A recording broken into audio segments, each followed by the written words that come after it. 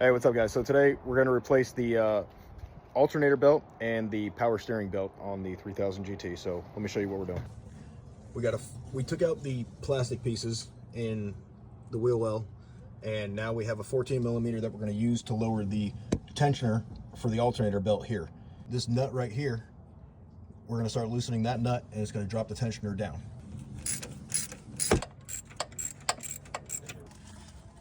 Now you can see the belt is loose, and you can just pull that bad boy off.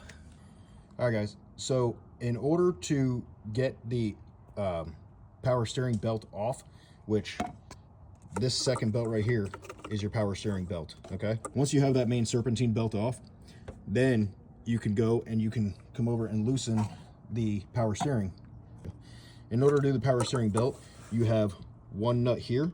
This holds the tensioner to the block. This is the tensioner nut. So loosen this one up just a little bit, and then you start loosening this up. When you do that, this will push down and you'll unloosen the belt, and then it pulls right off. When you want to put the new power steering belt on, you have to put the front side of the belt on first. It has to go over this main pulley, the big pulley. Then you loop it onto here. Then you can pull it up over and then pull it up over to the back side on that one and just kind of push it on. It will go on. It's a little tight. Then take a wrench. If you have a tensioner wrench, cool, use it.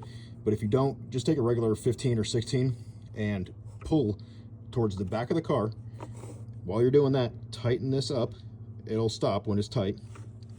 And then you can tighten up the bolt that holds it to the block. Now, when you're installing the alternator belt, what you want to do is you want to start from the top. So you start from the forward top, install it onto that pulley, loop it under the smooth one, and then drop it down to the bigger pulley in the backside here. Then you'll loop it up and over the tensioner pulley, and then onto that one. What I did, I left it off the tensioner pulley just a little bit, and I made sure it was in all the tracks, and then I popped it up into the tensioner pulley. You can continually loosen that tensioner pulley so it drops more to help you out.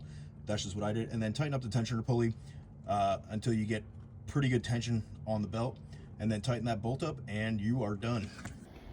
If you guys like the video, if you have any questions, let me know in the comments. That's how you change the power steering belt and alternator belt on a 3000 GT.